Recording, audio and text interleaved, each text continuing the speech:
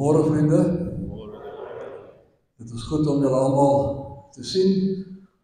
Dit is sulke wonderlike dae wat ons het.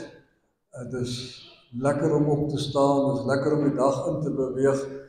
Wonderlik om 'n Sondag ook so te beleef en om saam met medegelowiges hier in die kerk te wees. Kom ons sing tot eer van die Here. Ons gaan begin met lied 208. Die eerste 2 verse, ek wil die Here loof en prys, solank as ek nog leef.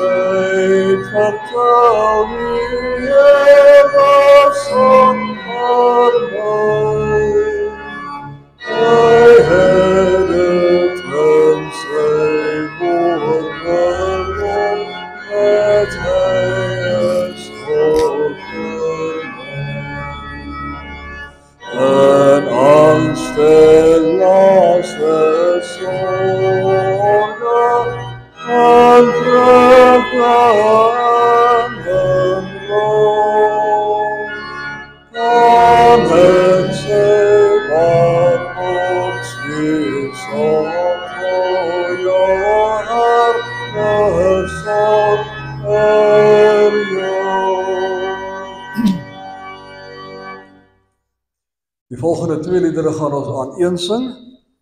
Die 200, U goedheid Heer, kan ons nie pyl nie. En lied 165, o wat 'n vreugde in ons harte.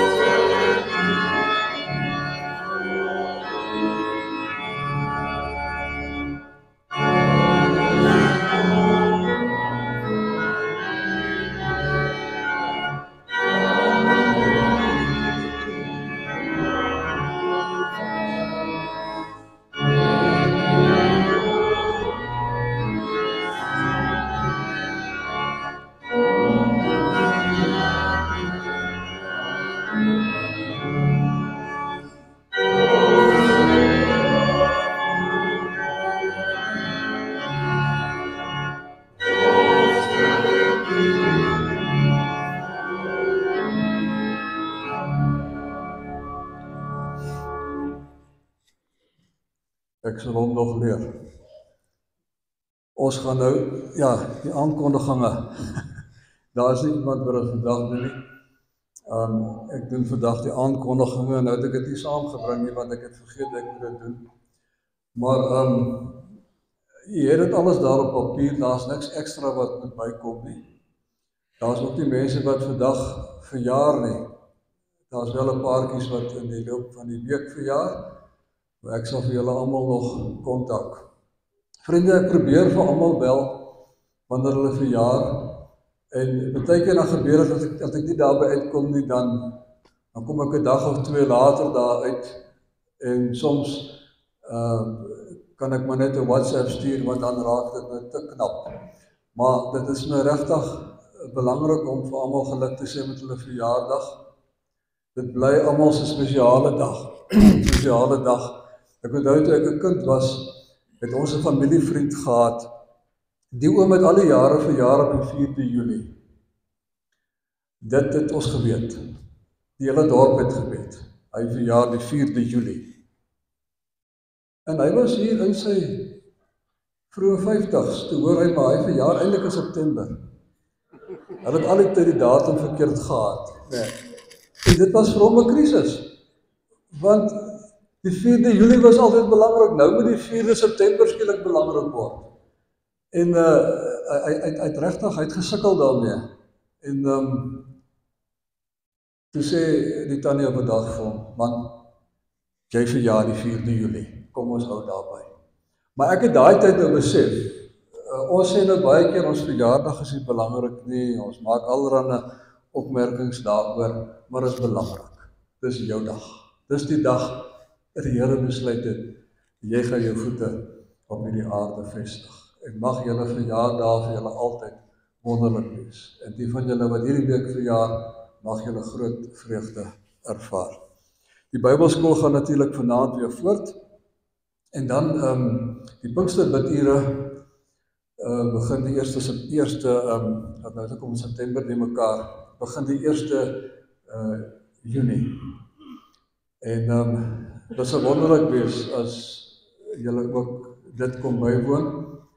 Ek wil dit verjaar inrig as 'n geleentheid waar ons spesifiek werk aan ons geestelike groei. Hoe dink ons oor God? Want hoe jy oor God dink het 'n impak op jou geestelike ontwikkeling. Hoe dink jy oor jouself? Hoe dink jy oor die mensdom? Hoe dink jy oor jou geestelike dissiplines? En dan 'n baie sterk komponent ook oor jou emosionele intelligensie. Want vriende, 'n mens kan net geestelik so goed groei, so ver groei, as wat jy emosioneel gegroei het. Jou emosionele ontwikkeling en jou geestelike ontwikkeling loop saam met mekaar. So ek sal nou baie graag daaraan wil aandag gee, ons gaan dit in die kerk doen, en ek nooi julle nou al reeds uit om dit by te woon. Volgende week gaan die kinders by die kategese plantjies plant hier by die kerk. Gee asseblief die samewerking vir hulle daarmee. Ons gaan in plaas daarvan dat hulle klas het, gaan hulle meer werk aan God se skepping hier by die kerk. Gaaf. Ons gaan dan nou saam sing by lied 434, O Heilige Gees, O Heilige God, en dan gaan ons daarna sing by vonklied 72, Wees stil, want die Heilige is hier. En kom ons wees bewus daarvan, die Heilige is hier.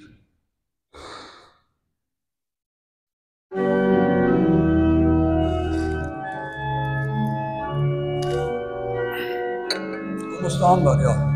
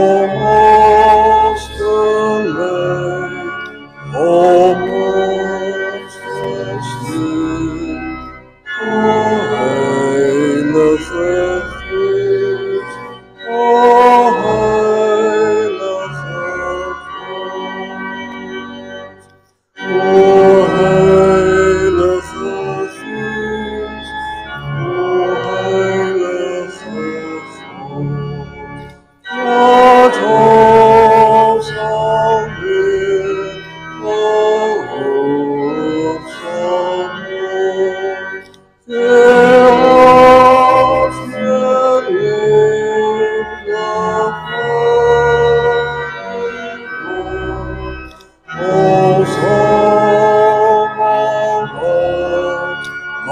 God behoort, o Heilige Geest, o Heilige Geest,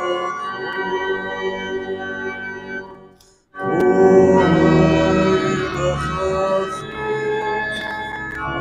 Heilige Geest, o Heilige God, laat leer ons uit de God behoort.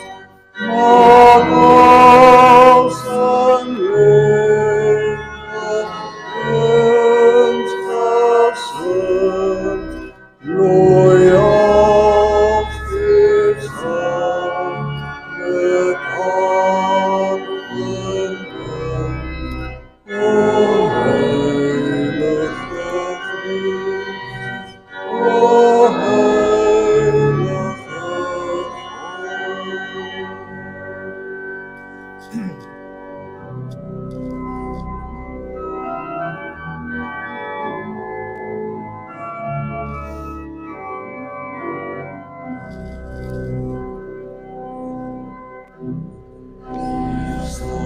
Aan die Heilige ons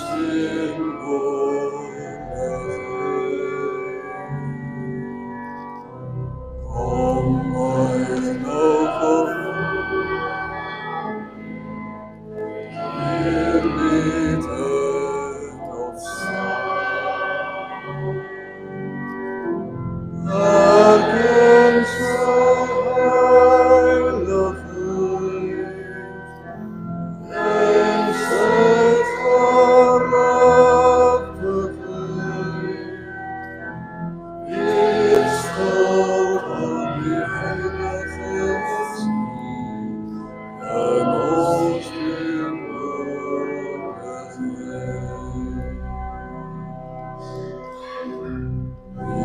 stil aan die heerlijkheid van God, sy woord aan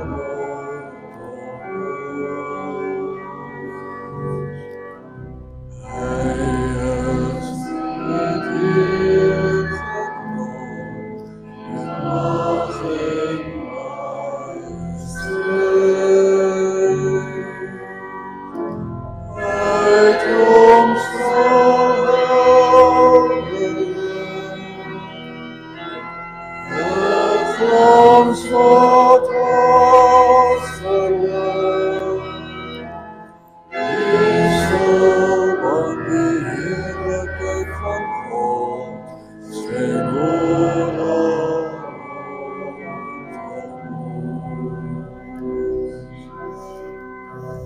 Wees stil aan die Heere God van macht, is werksaam om ons Heer.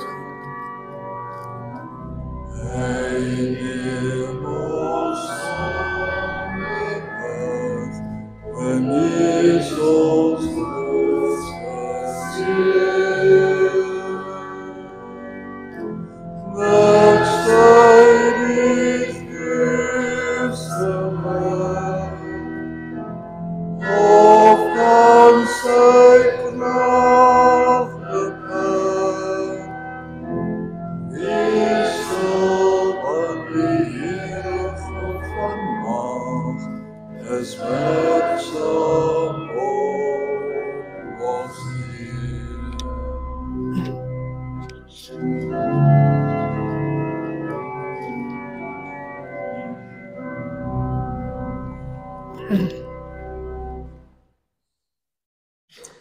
Ek het 'n ander wotum vir vanoggend gekies, maar in my stilte tyd vanoggend toe gee die Here vir my 'n ander woord. Ons is baie keer diep bewus van ons eie gebrokenheid, van ons sondigheid, ons onwaardigheid, En is goed. Maar dit kan ons baie keer potjie. En dit kan baie keer maak dat ons vergeet dat die Here in ons is en dat die Here ons nuut maak. En toe kom die woord vanoggend aan my toe uit Openbaring. Kyk, ek maak alles nuut. En daarmee groet ek vandag vir julle. Ek groet vir julle in die naam van die Vader, en die Seun, en die Heilige Gees. Kom ons loof nou die Here met lied 33, sing juigend, sing 'n nuwe loflied, vers 1 en vers 7.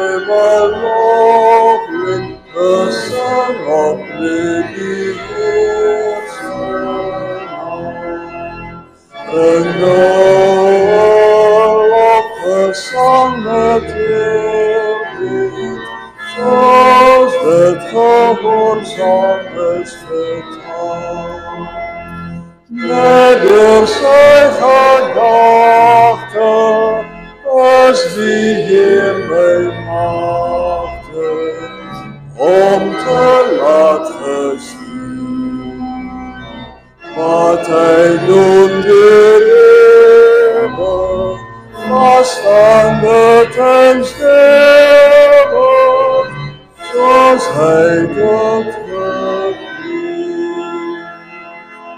Die Here gee ons sy bescherming, hy sal sy oog op ons lê.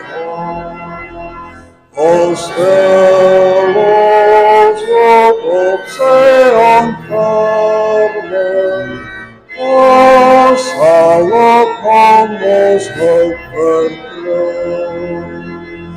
God sy naam is heilig, by hom is ons heilig, hy sal altyd reën. En ons vreugde lag ons op sy goedheid dag ons op vollen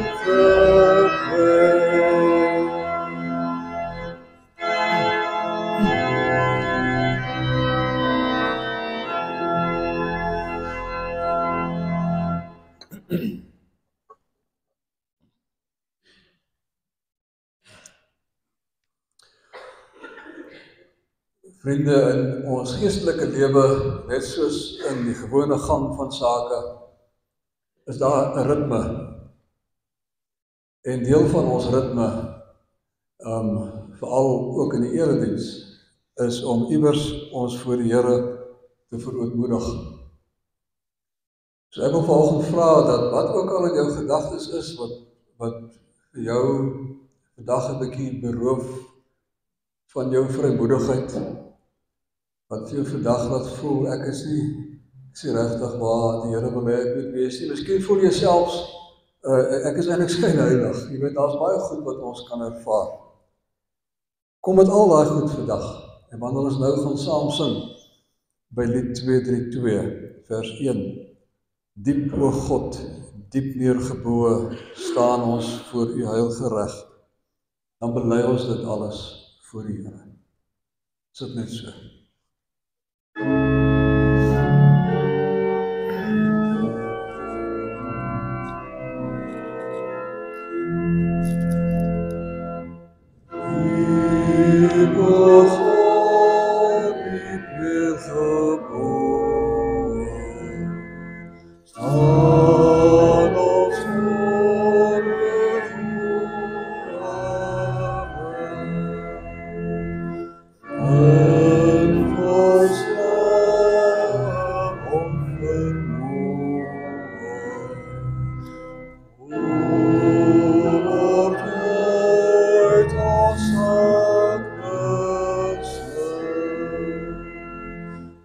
Oh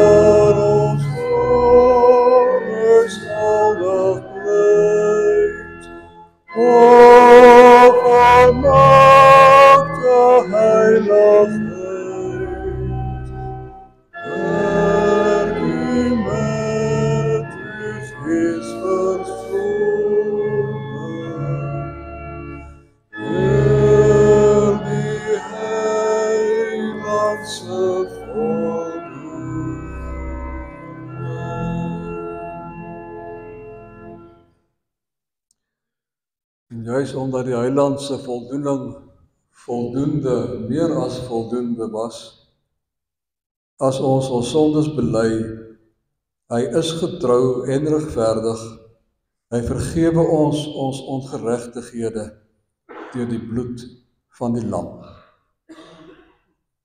Kom ons sing nou by die 232, die tweede vers, om ons vry te maak van sonde, het u seun gesterf.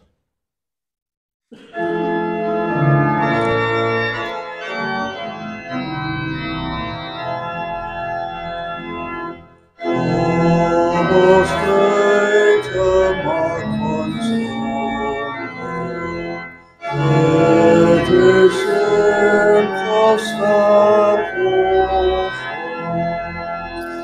Deur geloof aan hom verbonden, sal ons leef na sy gebod. Liefde aan ons gebroed, Jesus laat u liefde ons brood. Laat die liefde so verheerlijk, ons besiel deur heel ons lewe.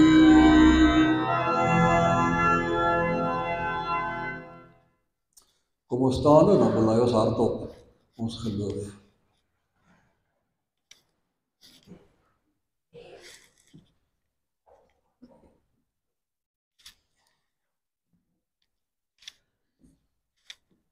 Is hy daar? Ja. Ek glo in God die Vader, die Almagtige, die Skepper van hemel en aarde, en in Jesus Christus, sy eniggebore Seun, ons Here, wat ontvang is van die Heilige Gees, gebore is uit die Maagd Maria, wat gelei het onder Pontius Pilatus, gekruisig is, gesterf het en begrawe is, en ter helle neergedaal het, wat op die derde dag weer opgestaan het in die dode, wat opgevaar het na die hemel en sit aan die regterhand van God, die Almagtige Vader, vanwaar hy sal kom om te oordeel, die wat nog lewe en die wat reeds gesterf het. Ek glo in die Heilige Gees. Ek glo aan 'n heilige, algemene Christelike kerk, die gemeenskap van die heiliges, die vergewing van sondes, die opstanding van die vlees en 'n ewige lewe. Amen.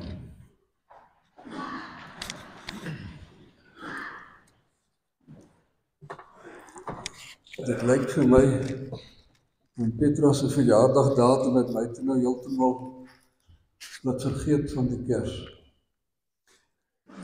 Vriende, mens kan vra waarom ons die Kers altyd aansteek in die diens. En dit is net om vir ons te herinner daaraan, die Here is hier. Die Here is hier. En dan het ons die Pinksterkerse. Interessant as 'n mens gaan lees in ander tradisies as die NG Kerk. Ons praat van ons is nou in die Pinkstertyd, ons is nou in die aanloop na Pinkster toe. Maar in die ander kerke word daar gepraat van Eastertide, Paastyd. So ons is nou in daai terme in die 5de Sondag van die Paastyd. Maar hier by ons is dit nou die 4de Pinkstersondag. En die gedagte is dat ons sal bid, dat die Gees ons sal vorm.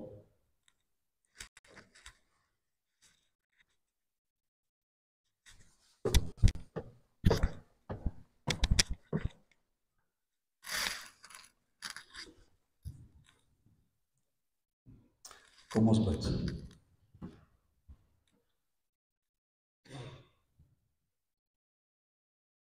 Here, ons het gesing dat die Heilige hier is. U is altyd hier, u is altyd oral. Waar ons ook al kom, daar is u al. Ek bid dat ons net altyd 'n sensitiwiteit sal hê daarvoor dat u daar is. Dat ons u sal raak sien, daar waar ons u verwag, maar dat ons u ook sal raak sien daar waar ons u nie verwag nie. En waar ons baie keer selfs dink, u nie is nie, of nie wil wees nie. U is daar. Ek bid, Here, dat u vanoggend vir ons elkeen sal aanraak. U het ons nie verniet hierheen gebring nie. En ek bid dat ons elkeen se verwagting ook sal meewerk daartoe dat u Gees vrugbare grond vind en dat u woord in ons vestig en dat dit môre en oormôre sal vrugte afwerp, blywende vrugte. Dat u vir ons sal help deur die Gees om hierdie siklus waarin ons dikwels verval, van val en opstaan en val en opstaan, dat die siklus mag verbreek word. Maar Here, dan bid ons ten minste dat as ons weer sou val, dat ons altyd vorentoe sal val. Dat ons al hoe meer sal vorder op die pad waarop ons moet vorder. Ons bid vir u kerk, dat ons 'n nederige, doch magtige boodskap sal uitdra van 'n God wat liefhet en die wêreld met hom versoen. Here, hoor vir ons dit bid in die naam van ons Verlosser. Amen. Goed, kan ek nou vra of my maatjies asseblief vorentoe sal kom? Ek sien nie baie nie, maar as julle opstaan, gaan ek skielik sien dis 'n hele paar van julle.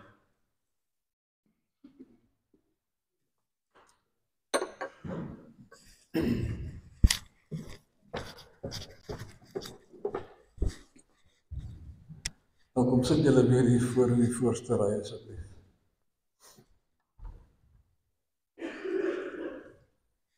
Ja nee, hier is heel wat meer.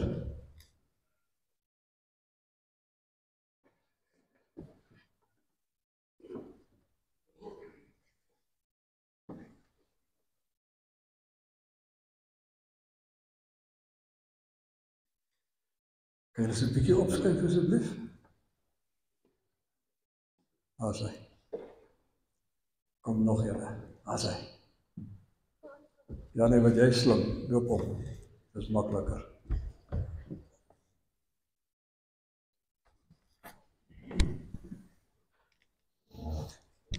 Julle op Gys het 'n storie 'n storie gehad wat ek julle wou vertel. En toe het ek besluit, ek gaan 'n ander storie vertel. Want ek wou vir julle vertel het van 'n stoute seentjie. En toe sê ek vir myself, maar ek was ook 'n stoute seentjie en ek is nou nog 'n bietjie stout, maar ek gaan vir julle nou dit vertel. Want ek wil graag die boodskap oordra dat mense kan verander as ons vir hulle liefde gee en nie altyd met hulle raas nie. Nou toe ek in graad 8 was ek skielik die stoutste seun in die skool. Dit is so. Skaam daaroor, maar dit is hoe dit was. Almal het daaroor gepraat. En my pa en ma was ongelukkig daaroor. En ek het gehoor hoe my ma vir ander tannies vertel, dis nie deesdae lekker met Gysie nie. En by die skool het die onderwysers met my geraas, want ek het hulle kwaad gemaak. en hulle het vir my pak gegee, die onderwysers. Die juffrouens het my na 'n onderwyser toe gestuur. Ek het later baie keer maar sommer 2 broeke aangetrek skool toe, want ek het geweet ek gaan houe kry. En ek het maar so aangegaan. En elke onderwyser wat vir my pak gegee het my net stutter laat word. En toe eendag, in Augustus maand 1971, toe wil my wiskundeonderwyser my wiskunde huiswerkboek sien. En toe het ek in al daai maande nog net 2 somme gedoen. Die vraag, waar is die ander? Ek nee meneer, ek het nie nog gedoen nie. Nou sy vrou het vir my in graad 4 en 5 skool gegee. En hy sê toe vir my, ek moet gaan sit. En ek het dit vreemd gevind. Ek was al reg gewees om pak te kry. Toe sê hy vir my, ek moet dit na die tyd agterbly. Mag ook, daar is hy. Hy gaan ten minste vir my nie voor die ander pak gee nie. En toe die ander weg is, toe sê hy vir my, weet jy, my vrou het vir my vertel, altyd van die Gijsie Loubser, wat so 'n oulike kind is. En hy gee vir haar soveel vreugde. En sy het vir my gesê, toe sy nou hoor, jy is by my in die klas, dit gaan vir jou baie lekker wees om my in die klas te hê. Maar, sê hy, dit lyk my sy was verkeerd.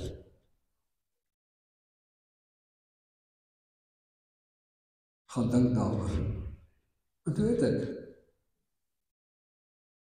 En net die wete, daar's 'n juffrou wat dink ek is oukei.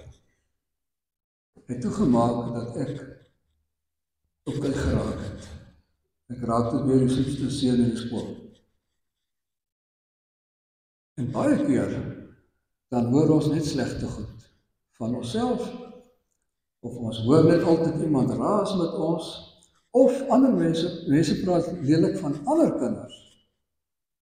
En dan begin ons ook lelik praat van die ander kinders. En dan word hulle baie keer stutter.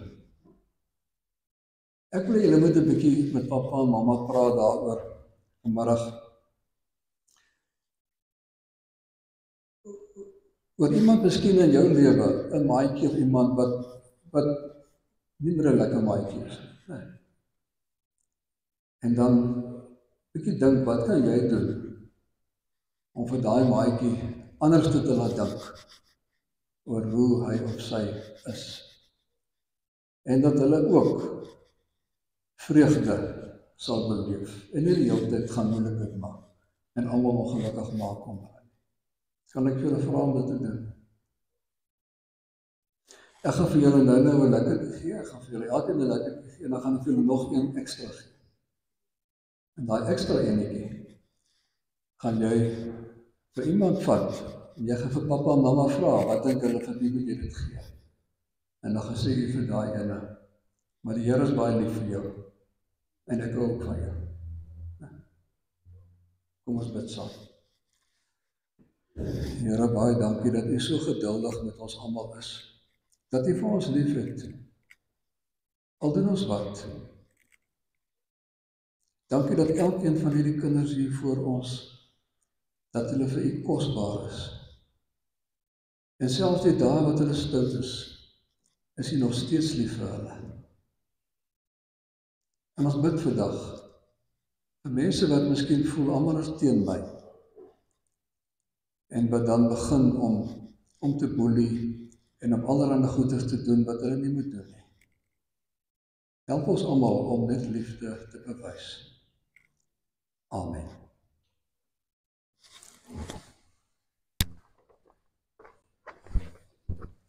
Okay.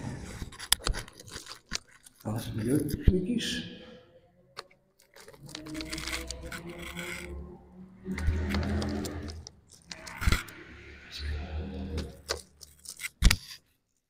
En julle moet vir daai maatjie sê dat die Here vir hom of vir haar baie lief het. En terwyl jy jou eie lekkertjie eet, dan dink jy daaraan dat jy daarom maar baie gelukkig is. Dat die Here vir jou lief het en dat jy 'n pappa en 'n mamma het wat ook vir jou baie lief is.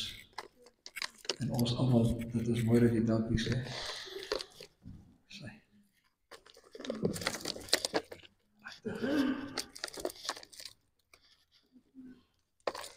'n groen en 'n pinke.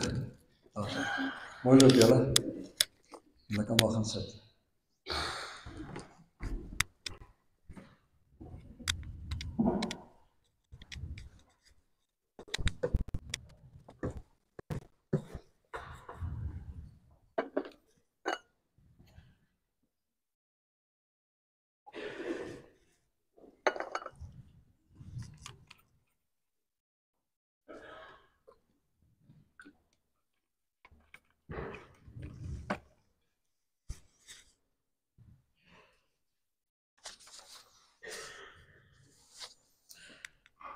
Goed vriende, ons gaan nou die Here se woord lees by Handelinge 8 vers 3 en Handelinge 9 oor Paulus en sy bekering.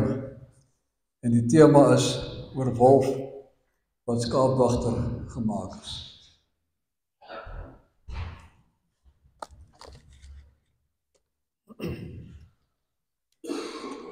Saulus het die kerk probeer uitroei. Hy het van huis tot huis gegaan, mans en vrouens laat uitsleep en hulle in die tronk laat sit. Hoofstuk 9. Hy het soos 'n besetene voortgegaan om die volgelinge van die Here met die dood te dreig. Hy het na die hoofpriester toe gegaan en van hom bekendstellingsbriewe aan die sinagoges in Damaskus gevra om al die aanhangers van die leer van die Here wat hy daar kry, gevange te neem en na Jerusalem toe te bring. Toe hy op reis naby Damaskus kom, het daar skielik 'n lig uit die hemel op hom gestraal. Hy het op die grond neergeval en 'n stem vir hom hoor sê, Saul, Saul, waarom vervolg jy my? Wie is u, Here? Vra hy toe. Ek is Jesus. Dit is vir my wat jy vervolg. Maar staan op en gaan na die stad toe. Daar sal vir jou gesê word wat jy moet doen. Die mense wat saam met hom op pad was, het sprakeloos gestaan. Hulle het die stem gehoor, maar niemand gesien nie. Toe Saulus van die grond af opstaan en sy oë oopmaak, kon hy nie sien nie. Hulle het sy hand gevat en hom na Damaskus toe gelei. 3 dae lank kon hy nie sien nie en het hy niks geëet of gedrink nie. In Damaskus was daar 'n sekere volgeling van Jesus met die naam Ananias. En die Here het hom in 'n gesig geroep, Ananias, hier is ek, Here, het hy geantwoord. En die Here sê vir hom, gaan dadelik na Reguitstraat toe en vra by Judas se huis na 'n man van Tarsus met die naam Saulus. Vers 13. Maar Ananias sê, Here, ek het al by baie mense van hierdie man gehoor en van al die kwaad wat hy die mense wat aan die glo in Jerusalem aangedoen het. En nou is hy hier met vol mag van die priesterhoofde om almal gevange te neem wat u naam aanroep. Toe sê die Here vir hom, gaan daarheen, want ek het hom gekies as my werktuig om my naam uit te dra onder die heidene nasies en hulle konings en ook onder Israel. Ek self sal vir hom wys hoeveel hy vir my naam moet ly. Ananias het toe gegaan en in daardie huis gekom. Hy het Saulus die hande opgelê en gesê, Saul, broer, die Here Jesus wat aan jou verskyn het toe jy op pad hierheen was, het my na jou toe gestuur, sodat jy weer kan sien en met die Heilige Gees vervul kan word. Onmiddellik het daar iets soos skille van sy oë afgeval en kon hy weer sien. Toe het hy opgestaan en is gedoop en hy het geëet en sy kragte herwin. Hy het 'n paar dae daar by die gelowiges in Damaskus gebly en dadelik in die sinagoges begin verkondig dat Jesus die Seun van God is. Almal wat dit gehoor het, was verbaas en het gesê, is dit nie die man wat in Jerusalem die mense wat hierdie naam aanroep wou uitroei nie? Dit is die Here se woord. Vriende, mense kan verander. Soms maak ons self die siniese opmerking, weet, mense verander nie. En daar is 'n rede hoekom ons dit sê. Ons is al dikwels teleurgestel. Ons het al dikwels vir mense kansse gegee en dan maak hulle maar weer so, soos ons ook met die Here maak. En dan sê ons nie wat mense verander nie, want ons raak eerder sinies as dat ons weer teleurgestel wil wees. Maar is dit regtig waar? Kan ons regtig sê mense verander nie? Want as dit waar is ons almal in die moeilikheid. As dit waar is, dan beteken dit dat niemand van ons vorentoe ten goeie kan verander nie. Dan het ons nie hoop nie. En dan is daar nie hoop vir ander mense nie. Dan moet 'n mens vir jouself vra, maar as niemand dan kan verander nie, en as niks gaan verander nie, hoekom dan bid? Hoekom begenaamd glo? Hoekom getuig? Hoekom wil ek vir mense vertel van die Here as niks in elk geval gaan verander nie? My vriende, mense kan verander en verander wel, want God doen dit.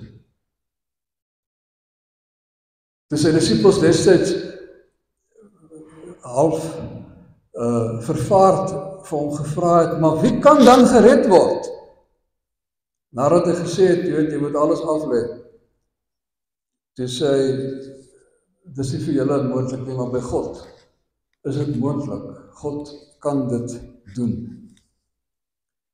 Dis nie altyd dramaties of radikaal soos in Paulus se geval nie. Dis meeste van die tyd so bietjie verstadige bietjie inkrementeel. Maar op die ou einde, met verloop van tyd, dan sê jy maar, hier het groot verandering gekom. Ek self hoop om daarom nog in die jare wat voor lê baie te verander, te sien dat dinge in my anders word, dat die ou ek sterf en die nuwe sal opstaan. Ek glo dat die Here dit nog steeds sal bewerk. God kan mense verander. Kyk nou net wat het met Paulus gebeur. Hierdie stoere Fariseer, leerling van die befaamde Gamaliel. Jy was baie aan jou skik as Gamaliel jou gekies het om 'n leerling te wees. In die wieg gelê om een van die grootste rabbies te word in Israel. Iemand wat die letter van die wet nagevolg het, wat beginselvas was sonder aansien des persoons. Dit was Paulus. Hy was deel gewees, hy het daaraan meegewerk, hy het homself daaraan oorgegee aan hierdie almagtige godsdienstige sisteem wat die priesterhoofde en die fariseërs en die sadduseërs opgebou het. Hierdie sisteem wat jy nie kan verander nie, wat jy net voor moet buig die hele tyd. Paulus was verskriklik gemaklik daarmee om dit te doen. Hy het selfs gegaan en vir die ouens wat in beheer was gesê, gee my 'n brief man, dat ek hierdie klomp uitvaagsels, hierdie mense wat hulle self Jode noem, maar in Jesus glo, dat ons vir hulle gaan haal, daar waar hulle is, en dan bring ek hulle Jerusalem toe, en dan kan ons hier met hulle afreken, soos met Stefanus. Nou vriende, dit is wat met 'n mens gebeur, wanneer jy begin om die godsdienstige sisteem te dien, eerder as om God te dien. Wanneer jou geloof vir jou vervlak het tot 'n lys van moeds en moenies, en jy daarvoor buig, en almal daaraan meet, dan het jy jou geloofslewe verander in 'n stel reëls, wat gewoonlik bitter min te doen het met die liefde wat God in Jesus bewys, en met die lewendmakende werk van die Gees in ons lewens. As ouens by jou kom vir jou begin sê, my Bybel sê so. Of julle dominee spreek mos nie meer teen Psalme nie. Alles is mos deesdae oukei. Of God laat hom nie tard nie. En al hierdie goed word gesê in 'n stemtoon van verwyte en veroordeling. Dan voel dit vir my, jy weet, ek het nou met iemand te doen wat op pad is Damaskus toe, met 'n brief in die sak, wat sê, ek kan in die naam van God maar uitgaan en mense gaan vernietig. Van watter soort God praat 'n mens, as 'n mens so oor God praat?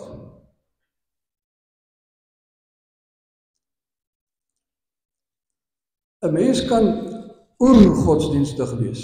Jy kan in jou diepste wese godsdienstig wees. En nie geestelik nie. Want geestelik behels dat jy met God in Jesus 'n verhouding sal hê, persoonlik intiem.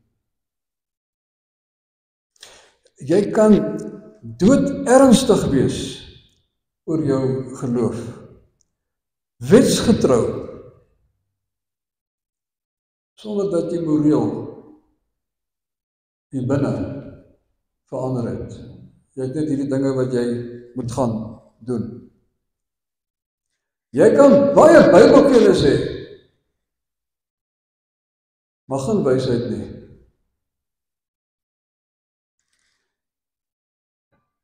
Dit is waar Paulus hom bevind het, daai dag op pad Damaskus toe. Geen wonder erken die Here nie. Wie is hy? In ons Bybel sê Here, maar eintlik staan daar net meneer. Wie is hy, meneer? Hy het Jesus nie erken nie. Hy het God nie op die manier verwag nie.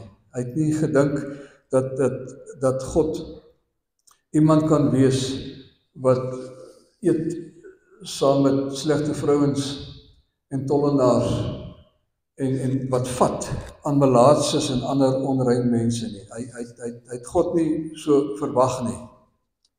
'n ander God in gedagte gehad. En toe kom hierdie in. Hy dog, hoe gewigtiger God, hoe beter. En toe kom Jesus en hy kom wys dat God eintlik lig is. En sag, net soos sy las, wat hy op jou lê. Kom leer hy dat die God wat Jesus vir ons kom wys het, daai prentjie, die prentjie is van hoe God eintlik is. Een wat deernisvol is, een wat liefdevol is, een wat mense omhels. En so moet ons ook wees. Ons moet ook so wees. Soos ek sê, ek hoop en ek glo julle ook, om nog 'n hele klomp skuwe in ons lewens te sien. Ek weet in die proses val 'n mens baie keer. En jy merke, En dan moet ons opstaan en dan moet ons met daai merke maar vorentoe leef en ons moet al hoe meer vir onsself sê, maar hierdie merke aan my is eintlik tekens van oorwinning. Ek het geval en ek het opgestaan. Ek het net nou gebid en ek bid dit baie. Here, gee dat ek net as ek val, dat ek vorentoe val. Want as ek vorentoe val, dan vorder ek dan nog 'n stukkie op die pad. Al is dit net so kort.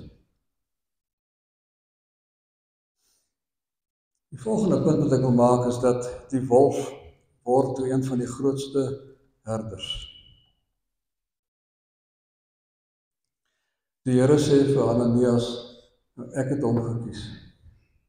En dit is waar die verskil in kom. Die Here het hom gekies. En dit het gemaak dat alles anders was.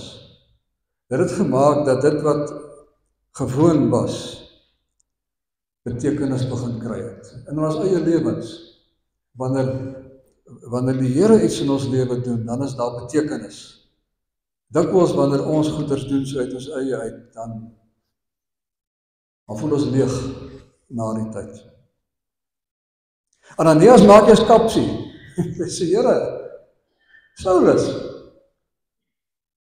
met alle respek, die boodskap het seker nog nie by u uitgekom nie, maar hy loop rond met 'n brief wat sê, u het hom gestuur om ons dood te maak.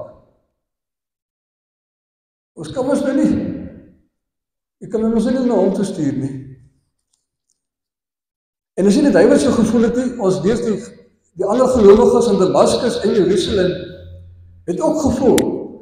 Hier het ons nou te maak met 'n wolf in skaapsklere. Hy lyk so mak. Dis 'n lokval. Dis 'n lokval. Hy wil ons uitvang. So hulle allerlei vrae oor hom gehad. Maar die Saulus vir wie Ananias daar in Judas se huis in Reguitstraat in Damaskus gekry het, was 'n ander Saulus. Daar was niks meer oor van die ou met die brief in die sak en die toue om mense vas te bind nie. Wat hy daar gekry het, was iemand wat so broos was soos 'n eier, so mak soos 'n lam, al 3 dae blind, verward, verstaan nie heeltemal wat het hier gebeur nie, wonder hoe hy dinge dan so verkeerd verstaan al die tyd, en hoe nou gemaak vorentoe, wat nou? Jy weet, so Paulus was in nie baie lekker plek gewees, toe Ananias daar gekom het, hy was stikkend gewees, diep onder die indruk daarvan, dat hy God waaragtig verkeerd verstaan het, sy lewe lank, en nou moet dit verander. En dan lees ons hoe Ananias vir hom Johanne opgelê het en hom gedoop het, en hoe daar 'n nuwe man opstaan vir wie die Here toe die naam Paulus gee. En hierdie Paulus skryf dan later, ten spyte van alles wat ek in die verlede gedoen het, en wie ek was, ek wil niks anders in die lewe weet nie, as dat Jesus die gekruisigde, die Seun van God is. Hy is die Here. Die laaste punt wat ek wil maak is dat God ook met jou planne het. Hy het vir jou ook geroep, hy het jou ook gekies. Miskien gaan ons nie die wêreld omkeer nie. Miskien het ons 'n baie kleiner taak, 'n nederiger taak as wat Paulus gekry het. Maar niks minder betekenisvol nie. Miskien het jy die geringe taak soos Ananias gehad het. Hy moes net vir Paulus gaan verseker, dinge gaan goed wees. God is besig met jou. Hy moes net vir hom gaan gerusstel. Dit was sy werk. Paulus het daarna groot goed gaan doen, maar Ananias moes net vir hom gaan sê, gaan oukei wees. Of Barnabas, dis vir my so mooi. Barnabas is op daai stadium een van die groot leiers onder die Christene. Hy is die leraar van Antiochië. En hy sien, Paulus gaan sukkel, en hy neem hom onder sy vlerk. En hy gaan sê vir die mense, nie hulle kan maar glo wat hy sê, hoor. Die Here het hom regtig aangeraak. En hy maak hom sy medeleraar in Antiochië. Hy vat hom soontoe. En Paulus werk saam met hom daar, en hulle gaan later ook op die eerste sendingreis saam. Nederige werk met Barnabas gehad het. Hy wat self 'n gerekende ou was op daai stadium, moes terugstaan om vir Paulus vorentoe te druk. Hy moes in 'n sekere sin die wind in sy seil wees. So dis dalk jou roeping, om net vir mense sterker te maak, om net vir mense te bemoedig, om vir mense te sê, jy het 'n bepaalde taak, en ek wil vir jou daarin ondersteun. So vriende, mense kan verander, en ons kan verander, en sal hopelik almal nog verander. En ons sal dra aan die letsels wat ons ook opdoen, net soos Jesus aan sy stigmata moes dra. Dan kom ons gaan gee vir onsself 'n kans, saam met die Here. En kom ons gee sommer vir ander ook 'n kans. Kom ons gee vir ander ruimte, om ook uit hulle foute te leer, en om vorentoe te val, sonder om ooit te veroordeel. Amen.